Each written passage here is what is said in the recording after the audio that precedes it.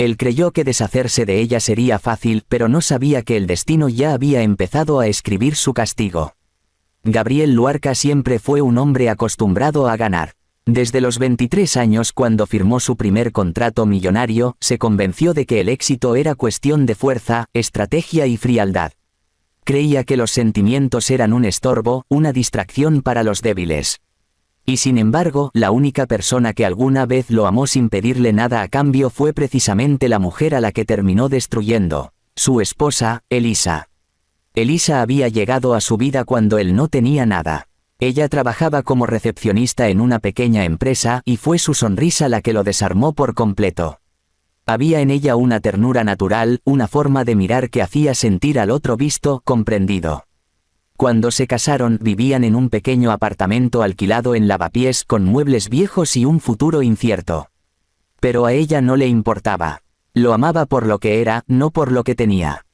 Con los años, Gabriel se convirtió en un nombre respetado en el mundo empresarial.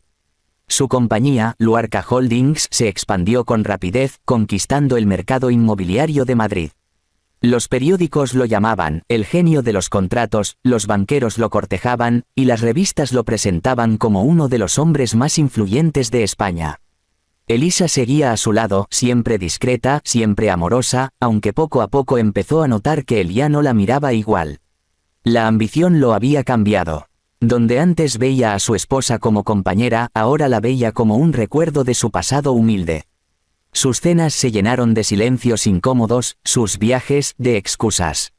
Gabriel comenzó a frecuentar eventos lujosos, rodeado de modelos, empresarios y periodistas. A menudo llegaba tarde a casa, oliendo a perfume ajeno. Elisa fingía no notar nada, pero por las noches se abrazaba al vientre vacío y lloraba en silencio. Hasta que una mañana todo cambió. Elisa apareció en la oficina de Gabriel con una sonrisa temblorosa y una prueba de embarazo en la mano. «Gabriel, vamos a tener un hijo». Por un segundo, el mundo pareció detenerse. Cualquiera habría esperado alegría, emoción, una lágrima de felicidad. Pero en su rostro no hubo nada de eso. Su expresión fue de incomodidad, casi de molestia. «¿Qué has dicho?», preguntó, como si no hubiera escuchado bien. «Estoy embarazada. Lo comprobé 3 veces. Vamos a ser padres». Gabriel se levantó del escritorio caminando de un lado a otro con el ceño fruncido. «Elisa, no era el momento». Su voz era fría. «Estoy cerrando un acuerdo con inversores extranjeros y un embarazo ahora lo complica todo». Ella lo miró, incrédula. «¿Complica? Gabriel, estamos hablando de nuestro hijo. No de un negocio». Él la miró como si estuviera hablando otro idioma. «No entiendes cómo funciona este mundo. No puedo distraerme ahora. Todo lo que hemos logrado puede desaparecer si no me concentro». «Todo lo que hemos logrado», repitió ella con la voz quebrada. «¿De verdad crees que fue solo tuyo? Yo estuve ahí cuando no tenías ni para pagar el alquiler». Gabriel no respondió, simplemente tomó su chaqueta, se acercó a la puerta y, antes de salir, dijo con frialdad: «Hablaré con mi abogado». Elisa se quedó sola con el corazón destrozado y el alma temblando. En los días siguientes intentó contactarlo, pero él no respondió llamadas ni mensajes. En su lugar, recibió una carta entregada por un mensajero. Era una sola hoja mecanografiada, sin una palabra de afecto. «No puedo continuar con este matrimonio. Quédate con lo que necesites. He hecho los arreglos para que nada te falte. Nada te falte». Esas 3 palabras la persiguieron por semanas como un eco cruel. Porque aunque Gabriel le había dejado dinero, no podía comprar lo que le había arrebatado: su dignidad, su esperanza y el padre de su hijo. Mientras los periódicos publicaban titulares sobre los nuevos contratos de Luarca Holdings, Elisa pasaba las noches despierta, con náuseas y soledad. Nadie sabía lo que había pasado. Gabriel se encargó de que el divorcio pareciera amistoso. Ante la prensa, se mostraba sonriente, acompañado de una mujer mucho más joven, la modelo Amira Dávila, quien se convirtió en su nueva compañera de eventos. La gente los llamaba la pareja dorada de Madrid. Pero detrás de cada fotografía perfecta, había una historia de traición y abandono. Elisa apenas podía mirar las revistas sin sentir un nudo en el estómago. Su salud comenzó a deteriorarse. El embarazo era de riesgo, y los médicos le recomendaron reposo. Pero sin el apoyo de nadie tuvo que mudarse a un pequeño apartamento en las afueras, sobreviviendo con los ahorros que quedaban y con la ayuda de una vecina anciana que se compadeció de ella. Por las noches acariciaba su vientre y le hablaba a su bebé. Tu padre cree que el dinero puede reemplazarte, pero yo te juro que no. Aunque tenga que empezar de nuevo, aunque el mundo me dé la espalda, tú y yo estaremos bien. Sin embargo, en el fondo, Elisa sabía que algo dentro de ella se había roto para siempre. El amor que alguna vez sintió por Gabriel se había transformado en un silencio amargo. No quería vengarse, no quería humillarlo. Solo quería desaparecer de su mundo del que la había hecho sentir invisible. Mientras tanto, Gabriel vivía su mejor momento. Compró una mansión en La Moraleja, fue portada de Forbes España, y cerró un trato que duplicó su fortuna. En los cócteles todos hablaban de su carisma y visión. Nadie imaginaba que detrás del éxito se escondía un hombre que había perdido lo único auténtico que había tenido. Una noche, en una gala benéfica, Amira le susurró al oído. Deberías deshacerte de todos tus recuerdos del pasado. Tu ex, tu antiguo apartamento, todo. Solo así podrás ser verdaderamente libre. Él asintió sin dudar. Ordenó a su asistente que vendiera todo lo que quedaba de su vida anterior. Las fotografías, las cartas, los muebles del primer hogar con Elisa. Todo desapareció, pero había algo que ni el dinero ni el olvido podían borrar, el presentimiento de que un día todo lo que había construido se derrumbaría. Porque el destino tiene una forma curiosa de equilibrar las cuentas. Y mientras Gabriel se bañaba en aplausos y fama, en algún lugar de Madrid, una mujer embarazada rezaba para que su hijo naciera sano, y para que algún día, el hombre que los abandonó entendiera el peso real de lo que había hecho. Lo que Gabriel no sabía era que ese día llegaría. Y cuando llegara no habría fortuna que pudiera salvarlo. Mientras él firmaba contratos millonarios en un hospital olvidado nacía la razón de su caída. El invierno había caído sobre Madrid con una crudeza inusual. El cielo parecía una sábana gris, y las calles se llenaban de sombras que se deslizaban entre el frío y la lluvia. En un hospital público, entre los pasillos silenciosos, Elisa apretaba los dientes, resistiendo el dolor de las contracciones. No había nadie a su lado. No había flores, ni cámaras, ni un marido nervioso esperando fuera. Solo el eco de su respiración y el llanto de otras madres que sí tenían a alguien esperándolas. A las 3 de la madrugada, con las manos temblorosas y las lágrimas corriéndole por las mejillas, dio a luz a un niño pequeño, frágil, de piel tan suave que parecía de cristal. Lo llamaría Leo porque significaba valiente, y eso era lo que quería que él fuera. Lo abrazó con fuerza, prometiéndole en silencio que jamás lo dejaría solo. En ese mismo momento, a kilómetros de distancia, Gabriel Luarca sonreía ante los flashes de las cámaras. Acababa de cerrar una negociación con inversores de Dubái por una cifra que lo convertiría en uno de los hombres más ricos de Europa. En su copa brillaba el champán más caro del evento, y a su lado, Amira Dávila reía, deslumbrante, mientras las luces capturaban la perfección de su vestido y el poder del hombre que la acompañaba. Nadie, ni siquiera Gabriel, sospechaba que en esa misma noche se había sellado el principio de su ruina. Elisa pasó semanas recuperándose, débil pero decidida. Los médicos le recomendaron no trabajar, pero el dinero se agotaba rápido. A veces se quedaba mirando a Leo mientras dormía y se preguntaba si Gabriel alguna vez pensaría en ellos. Pero se respondía sola, no, él ya no tenía corazón para hacerlo. Aún así, algo dentro de ella, una chispa de dignidad, o tal vez de amor herido, le impidió buscarlo. No quería su dinero, quería que el silencio fuera su respuesta más poderosa. Los meses pasaron y Leo crecía con una sonrisa idéntica a la de su padre. Elisa consiguió un trabajo remoto corrigiendo textos y traduciendo documentos. Vivían modestamente pero en paz. Hasta que un día todo comenzó a cambiar. Un titular en el periódico llamó su atención: investigación por presunto fraude en las empresas Luarca Holdings. Elisa lo leyó una y otra vez sin poder creerlo. El artículo hablaba de irregularidades, de cuentas ocultas, de contratos falsificados. Gabriel negaba todo, por supuesto, apareciendo en televisión con la misma seguridad de siempre. Pero en su mirada había algo diferente, un leve temblor, una sombra. Los problemas se multiplicaron. Socios que antes lo elogiaban comenzaron a distanciarse. Los bancos congelaron cuentas. Los periodistas se agolpaban frente a sus oficinas buscando declaraciones. Gabriel, acostumbrado a controlar cada movimiento, empezó a perder el control. No dormía, no comía, y las discusiones con Amira se volvieron diarias. Ella lo acusaba de arruinar su reputación, de ser un fracaso, de convertir su relación en una vergüenza pública. «Tú no entiendes lo que es la presión», gritaba él. «No, Gabriel», respondía ella con desprecio. «Lo que no entiendo es cómo un hombre que lo tenía todo puede destruirse solo». Y tenía razón. Gabriel había cavado su propia tumba sin darse cuenta. Pero lo peor aún estaba por llegar. Una mañana, al abrir su correspondencia, encontró un sobre sin remitente. Dentro había una hoja escrita a mano. «Lo que abandonaste está creciendo». Gabriel frunció el ceño, molesto. Pensó que era una amenaza de algún rival. Pero a los pocos días llegó otra carta. «La inocencia que despreciaste pronto te mirará a los ojos». Sintió un escalofrío. La letra era delicada, femenina, pero desconocida. Rompió la carta y la arrojó al fuego. Sin embargo, las cartas siguieron llegando, cada vez más personales. Una contenía una fotografía, la imagen borrosa de un bebé de pocos meses con un colgante dorado.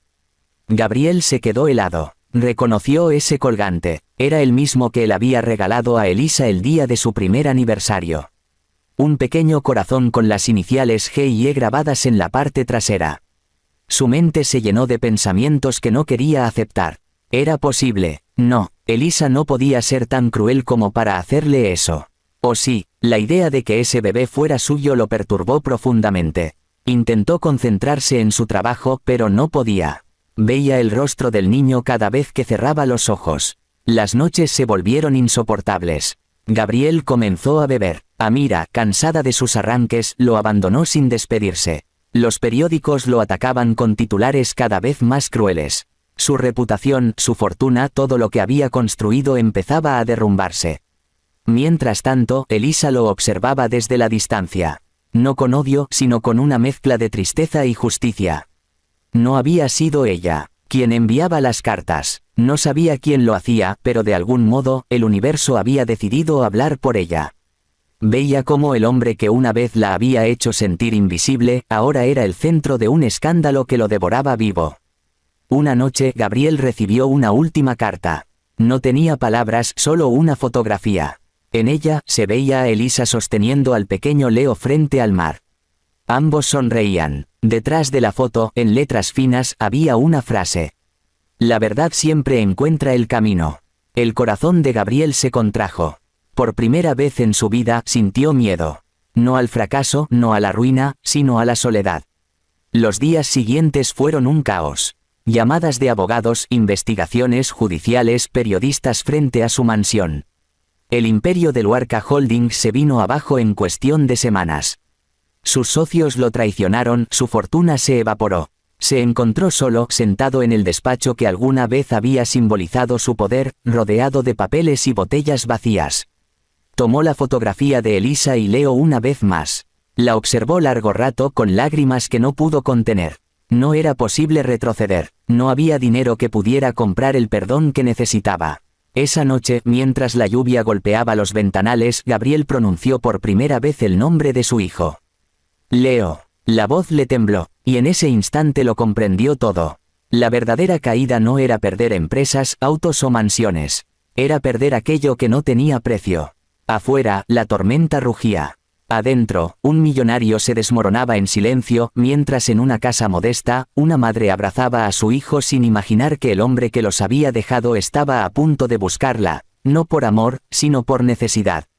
Porque el destino, finalmente, había cerrado el círculo.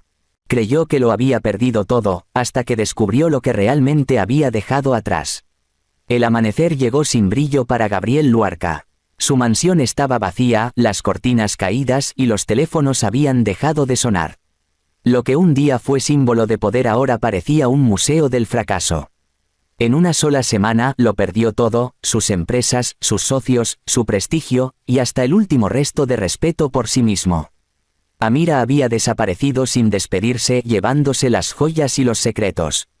Los empleados lo evitaban. El silencio era su única compañía. Por primera vez Gabriel comprendió la soledad. Esa clase de soledad que no nace del aislamiento físico, sino del alma vacía. El dinero no podía comprar la paz, ni los abogados podían defenderlo del remordimiento. Dormía en un sofá viejo con las luces apagadas mientras las cartas misteriosas seguían apareciendo. Una noche encontró una que no pudo ignorar. Era más directa, más fría. Si buscas redención, empieza por mirar lo que abandonaste. Esa frase lo persiguió durante días. Al principio quiso ignorarla, pero una inquietud extraña lo impulsó a actuar. Llamó a viejos contactos, contrató un detective, pidió discreción. No tardó en descubrirlo, Elisa no vivía en Madrid. Había desaparecido poco después del divorcio y se había mudado a un pequeño pueblo costero del norte. El informe incluía una dirección y una foto. Era ella, en una casa blanca junto al mar, sonriendo. En sus brazos, un niño de unos 8 meses con los mismos ojos que él. Esa mirada fue como una estocada. Gabriel se quedó inmóvil con el informe entre las manos. Todo el ruido de la ciudad desapareció. Solo existía esa imagen, Elisa y Leo, viviendo la vida que él eligió destruir. Pasaron días antes de que reuniera el valor de ir a buscarla. No sabía si lo hacía por amor, por culpa o por desesperación. Quizás por todo a la vez. Condujo sin rumbo, dejando atrás los rascacielos y los recuerdos de su imperio. La carretera lo llevó por paisajes que no recordaba haber visto nunca, campos verdes, acantilados, silencio. A medida que avanzaba, algo dentro de él cambiaba. Ya no pensaba en su reputación, ni en recuperar su fortuna. Solo quería verla, pedir perdón, mirar a su hijo, aunque fuera una sola vez. Cuando por fin llegó, el mar rugía frente a la costa. La Casa Blanca estaba ahí, sencilla, con flores en las ventanas. Gabriel estacionó el coche lejos y caminó hasta la puerta. Sus manos temblaban cuando tocó el timbre. No sabía qué iba a decir. No había palabras suficientes para limpiar tanto daño. Elisa abrió la puerta. No parecía sorprendida. Lo miró con calma como si hubiera esperado ese momento desde hacía mucho tiempo. Gabriel. Él apenas pudo pronunciar su nombre. Elisa. Se quedaron en silencio. No había gritos, no había lágrimas. Solo el sonido del viento y las olas chocando contra las rocas. Gabriel intentó hablar, pero la voz se le quebró. Vine a verte, no sé por dónde empezar. Entonces no empieces, respondió ella con serenidad. A veces, el silencio dice más que las palabras. Dentro de la casa, el aire olía a pan recién hecho y a calma. En una esquina, un pequeño niño jugaba con bloques de madera. Gabriel lo observó con el corazón detenido. Tenía el cabello castaño y los mismos ojos grises que él veía en el espejo cada mañana. —¿Es? —preguntó en voz baja. —Sí —dijo Elisa, sin apartar la mirada del niño—. Es Leo. El niño levantó la vista y sonrió, sin saber quién era el hombre que lo miraba con tanto asombro. Gabriel sintió que el alma se le caía al suelo. No había nada en el mundo que pudiera prepararlo para eso.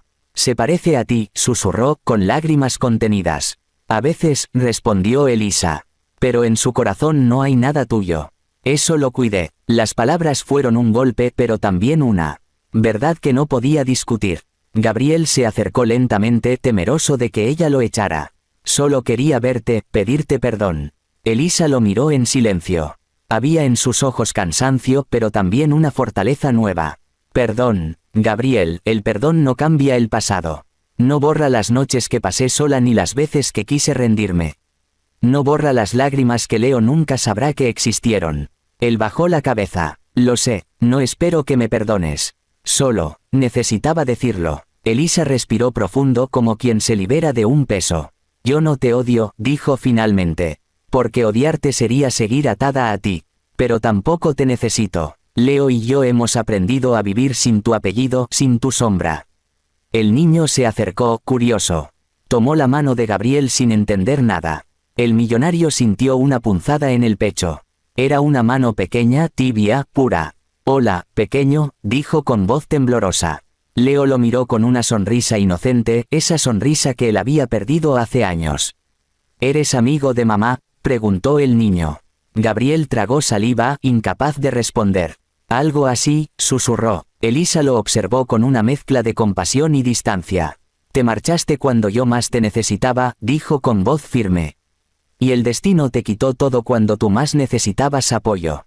Eso no es coincidencia, es justicia. Gabriel asintió, no intentó justificarse, no podía. Perdí todo, Elisa, todo. No, corrigió ella, lo perdiste el día que me diste la espalda. Todo lo demás fue solo consecuencia. Las lágrimas comenzaron a rodar por el rostro de Gabriel. No hay castigo que duela más que este, admitió. Ver lo que podría haber tenido, y saber que ya no es mío. Elisa lo miró por última vez. Entonces llévate eso contigo, no como castigo, sino como recuerdo. Para que no vuelvas a destruir lo que alguna vez te amó. Leo se alejó corriendo hacia el jardín, riendo. Gabriel lo siguió con la mirada, queriendo memorizar cada gesto. Luego, sin decir más, se dio media vuelta y se marchó. No hubo abrazos ni despedidas. Solo el sonido del mar acompañando su retirada. Cuando llegó al coche, el cielo empezó a llorar. Lluvia fina, constante, como si la naturaleza llorara con él. Encendió el motor, pero no se movió. Sacó la fotografía que había recibido meses atrás, Elisa y Leo frente al mar, y la colocó en el asiento del copiloto. Lo siento, susurró al vacío.